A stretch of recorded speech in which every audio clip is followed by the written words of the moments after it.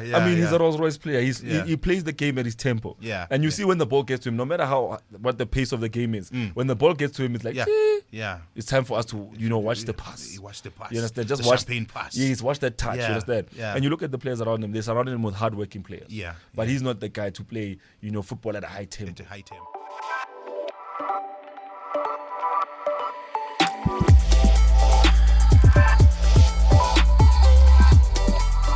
Hello and welcome to the Diski Preview Show. Thank you very much for tuning in, ladies and gentlemen. My name is yours truly, Mr. E, and we'll be talking about football matters in the studio today. And I'm not alone. As you can see, I've got a gentleman here who's going to be giving us more facts, more analysis, and more predictions. Ladies and gentlemen, I present to you Mr. Mo.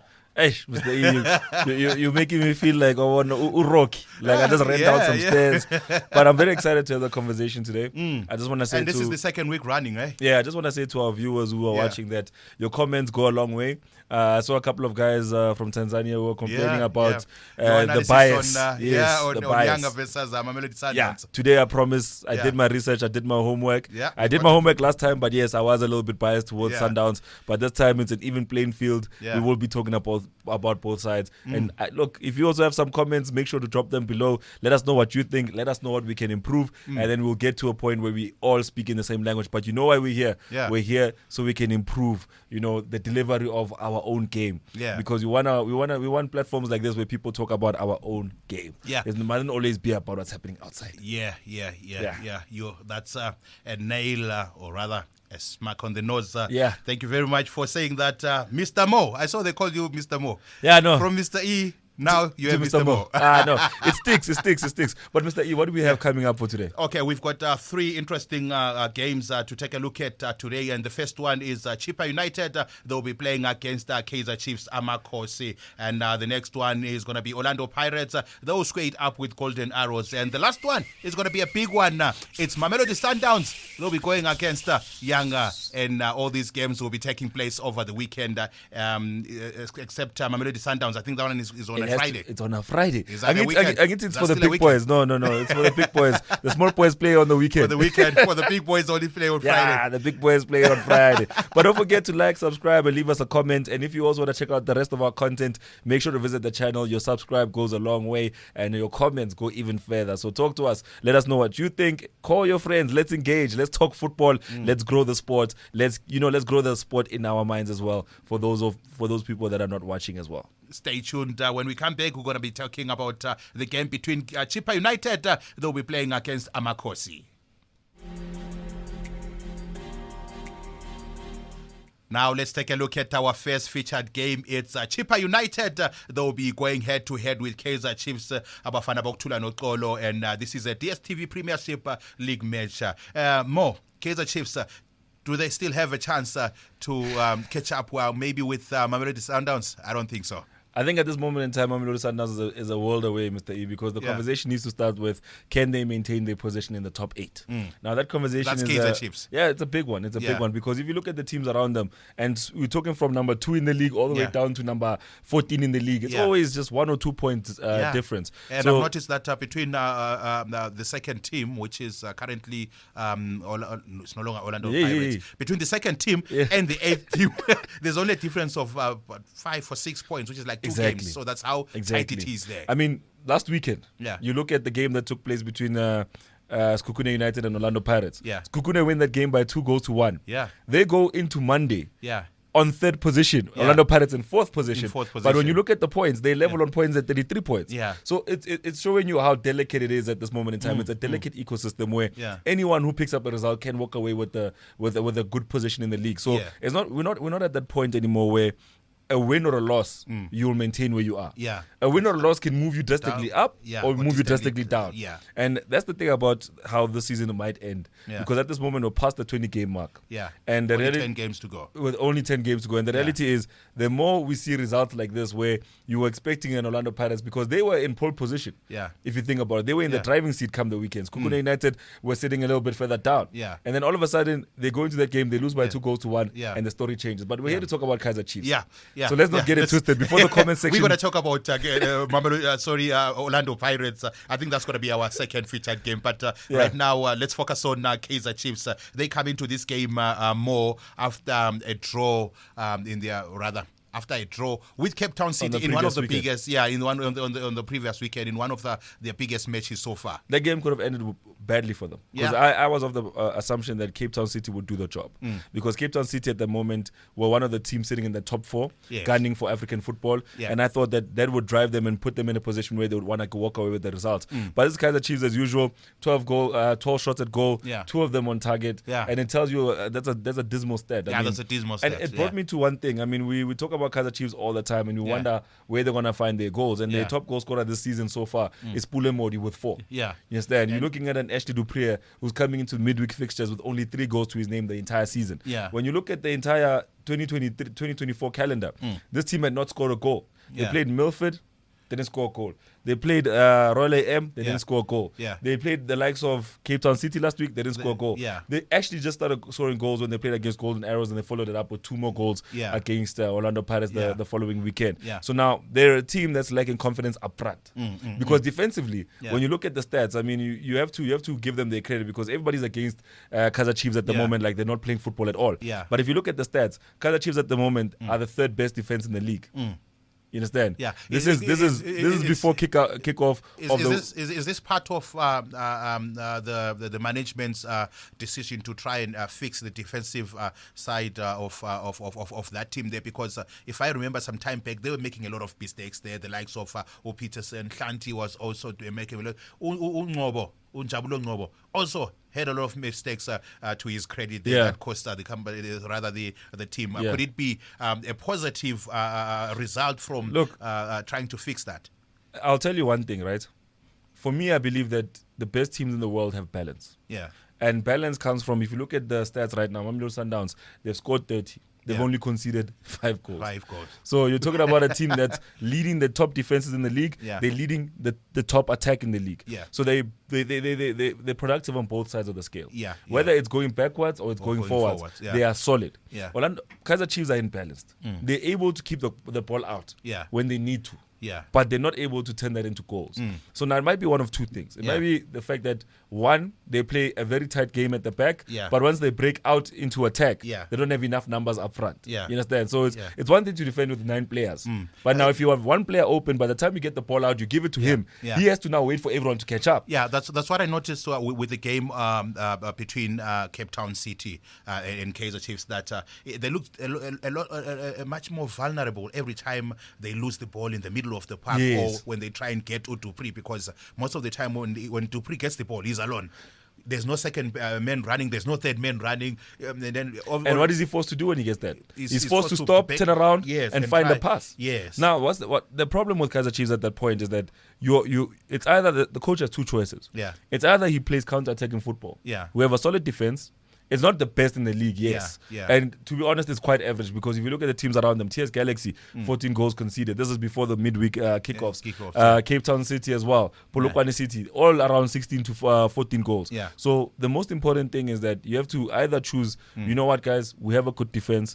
It's solid enough for the league. So what we can do is, whenever you get the ball and win a quick counter, I want you guys to rush. Just run.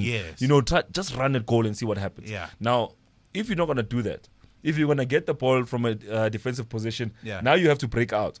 Now, Dupree gets the ball. He turns around. He passes the ball back. Again. What is Yusuf Mat going to do? He's going to collect the ball. He's going to play it wide, to the right, and to the left, to the right. And they're not compact to be able to do that without making any mistakes. Exactly. So now, at the end of the game, we look at the stats. Oh, Chiefs is leading possession. But there's no goals. But there's no goals. So, so the reality is very simple. They have to choose a sacrifice. If they're going to be tight at the back, which they've been, they might as well just play counter-attacking football. They're not going to do it. I mean, against Orlando Pirates, all those goals came on the counter. You understand? It wasn't a beautiful build-up or one-touch football to the back of the net. It was quick thinking. It was players trying new things. Speed.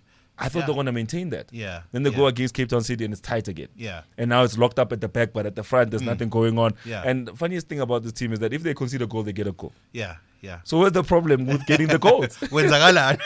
So on the other hand, more. Let's take a look at Chippa United. I know last year they were fighting a relegation. Are they going to survive again, or they will be fighting for survival this year because they are currently rooted in that relegation zone? I think before the midweek fixtures, they're currently sitting at number 3 from the bottom. Mr. E, if you talk about a team that is not affected by results at the moment, it's Chippa United. Yeah. Because you look at the team that's behind them, that's about Richard's 9 to 11 points gap. Yeah. You know, the team below them. Yeah. So they're not going to get into the playoffs anytime soon. They'll have to lose a number of games to get into a tough situation. Yeah. Above them, you look at the gap, it's only 1 or 2 points. So it's not even substantial to say that if they lose this game, it's detrimental. Yeah. You understand? They'll remain there. They can afford to lose the game. Yeah. And that's the thing about games like this. You go in as a Kaizer Chiefs. Yeah. You know that this team won't benefit from beating you. Yeah. And they play out to a draw. Yeah.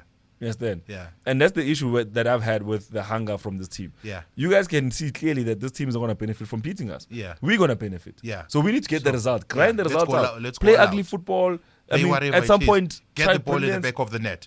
Now, if Chippa United wins this game, they jump up maybe to position 10 or 11. Which is healthy. Depending on the teams around them. Yeah. So, at the end of the day, Chippa United has nothing to lose in this game. Yeah. If they lose the game, it's not the end of the world. Yeah. If they draw the game, even better. Yeah. Because they know for a fact, number one, Richards Bay is not going to beat anyone at the moment. Yeah. They're struggling for results. I mean, midweek, they played Mamelodi Sundowns. Yeah. As keep. keep. It's not the right time.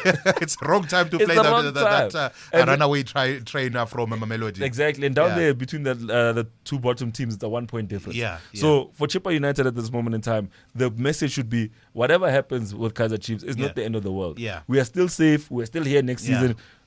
We just need to maintain what we're doing. For Kaizer Chiefs, this team is in a tough situation. They can't win. Yeah. If they win, it doesn't benefit them. If they lose, it doesn't benefit them. Yeah. We need to get the result. So the question is, will they play tight at the back with counter-attacking football, which I think maybe they need? Maybe they need to do, Maybe they need to do that. Yeah. Because playing beautiful football is not working.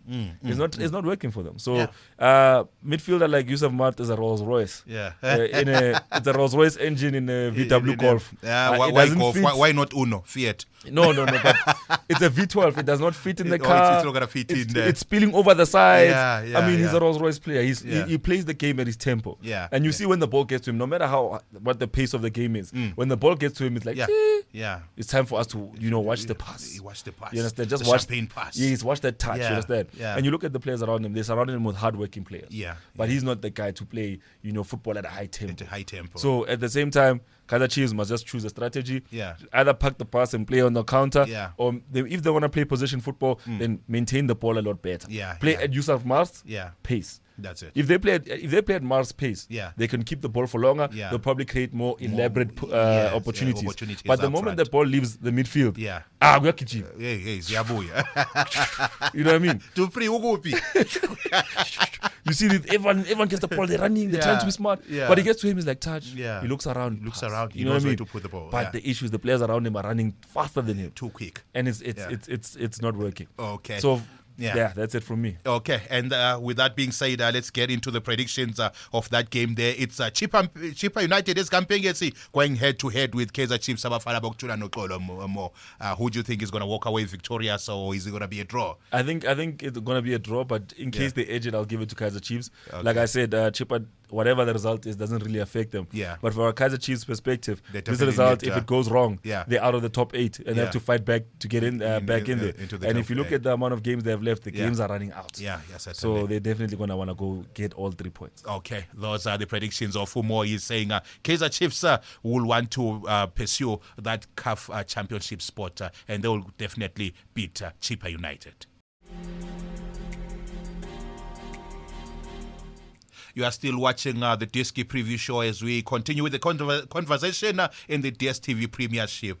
It's now time for us to take a look at the game between Orlando Pirates. They'll be playing against Golden Arrows, Abafana Bestend. Mr. Mo, I think this is the 3rd game for Steve Kompela after leaving Amaswai, and I think he's already had 2 positive results at Golden Arrows. Yeah, I mean, the positive results They contribute a lot. Yeah. But you have to look at the 3 results before that. Three straight losses. Yeah. It doesn't put your team in a good place. Yeah. But now they face Orlando Pirates, who also need results at the moment. It's nice to have tasted second position, but now to drop back to fourth and then also try to win it back midweek. Now you have another fixture coming up in the weekend. There's a lot of factors that play. Number one, fatigue is going to play a big role because all these teams are playing midweek, playing on the weekend. After so that's like 2 games in 7 days. You understand? That's like a game in every 3 days, so to speak. Yeah, for Sundowns it's everyday things, but for some of these teams it's not. They're not used to it. They're not used to that. Yeah, so that's one of the biggest factors about it. But if you look at the history between these two sides, Orlando Pirates have 3 straight wins against Golden Arrows, which doesn't help Steve at all. Yeah.